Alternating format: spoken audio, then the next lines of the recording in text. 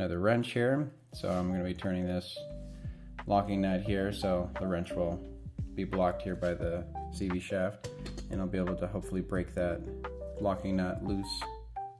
The other side was a bitch, and I don't have a breaker bar, so it was very difficult for me to get it.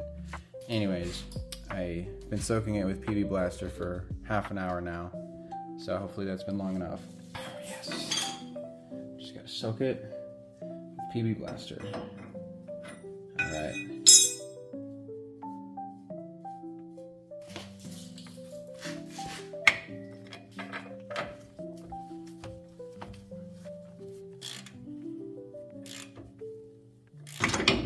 That came out very easy. I could have.